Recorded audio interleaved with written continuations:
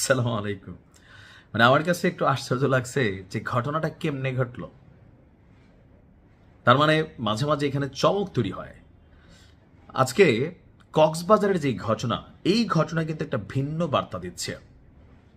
বার্তাটা হচ্ছে যে আপনারা জানেন যে আমাদের যে আইনাঙ্গন আছে সেখানে প্রতি বছর একটা নির্বাচন হয়। জেলা আইনজীবী সমিতির একটা বার্ষিক নির্বাচন হয়। তো আওয়ামী লীগ তো খারাপ, আওয়ামী লীগের প্রতি আমাদের অভিযোগের শেষ নাই, ফ্যাসিস্ট বা বাংলাদেশকে ডুবাই দিছে। হ্যাঁ, আপা বাংলাদেশ ছেড়ে পালাই গেছেন, এখানে রাজনীতি করা যাবে না, এই দেশের মানুষ আওয়ামী লীগকে চায় না। তো এই যখন আমরা কথা বলতেছি বা সবাই বলতেছেন, কিন্তু ঘটনা তো ঘটলো ভিন্ন একটা ঘটনা। কক্সবাজার জেলা আইনজীবী সমিতির বার্ষিক নির্বাচন আপনার সম্পন্ন হয়েছে। সমিতির ইতিহাসে প্রথমবারের মতন আওয়ামী লীগ, বিএনপি এবং জামাত, এই তিনটি দল পৃথক তিনটি রাজনৈতিক প্যানেল থেকে অংশগ্রহণ করে। অর্থাৎ যেই নির্বাচনটা জাতীয় নির্বাচনে হয় নাই, যেই নির্বাচনটা গণভোটে হয় নাই, এই নির্বাচন ইতিহাসে প্রথমবারের মতন সেখানে আওয়ামী লীগও অংশগ্রহণ করছে, বিএনপিও করছে, জামাতও করছে। রেজাল্ট দেখেন আপনার, সমিতির 17টি পদের মধ্যে আওয়ামী লীগ সমর্থিত প্যানেল যারা, তারা আপনার পেয়েছে 7টি। তারপরে হচ্ছে জামাত ইসলাম, তারা পাইছে 6টি। এমনকি বিএনপি সমর্থিত জাতীয়তাবাদী আইনজীবী ফোরাম, তারা পাইছে 4টি। অর্থাৎ আওয়ামী লীগ 7, জামাত 6, বিএনপি 4। এটা হচ্ছে রেজাল্টের সামারি। গতকাল সকাল 9টা থেকে বিকাল 3টে পর্যন্ত শান্তিপূর্ণ পরিবেশে জেলা আইনজীবী সমিতি ভবন এবং চকরিয়া উপজেলা চৌকি যে আদালত ভবন আছে, এই দুই কেন্দ্রে ভোট অনুষ্ঠিত হয়। নির্বাচনে সভাপতি পদে বিএনপি সমর্থিত জাতীয়তাবাদী আইনজীবী ফোরামের মনোনীত প্যানেলের প্রার্থী যিনি ছিলেন অ্যাডভোকেট আব্দুল মান্নান নির্বাচিত হয়েছেন। অর্থাৎ সভাপতি হয়েছেন আব্দুল মান্নান বিএনপির পক্ষ থেকে।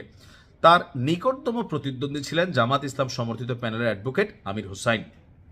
সাধারণ সম্পাদক পদে বিজয়ী হয়েছে জামাত ইসলামের যে প্যানেল আছে সেখানের অ্যাডভোকেট আখতার উদ্দিন হেলালি।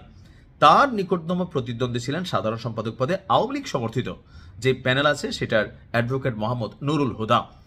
জাতীয়তাবাদী আইনজীবী ফোরাম মনোনীত প্যানেল থেকে সহসভাপতি পদে মোহাম্মদ আবদুল্লাহ, পাঠাগার এবং তথ্য প্রযুক্তি সম্পাদক পদে অ্যাডভোকেট শওকত উসমান, নির্বাহী সদস্য পদে অ্যাডভোকেট আজিজুল করিম নির্বাচিত হয়েছেন।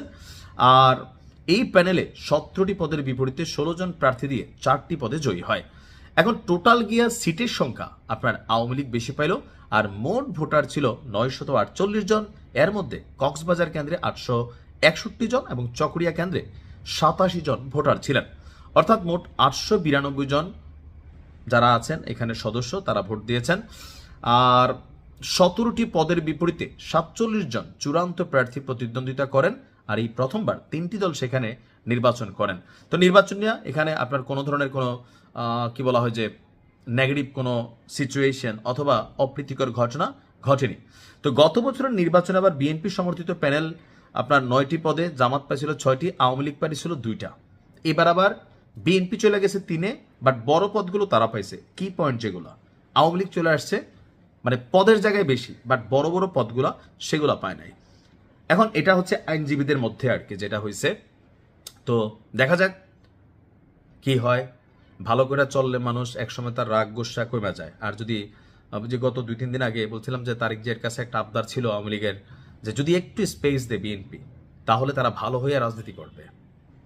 সময় বলে দিবে কে কতটুকু বদলাইছে। ভালো থাকুন, আসসালামু আলাইকুম।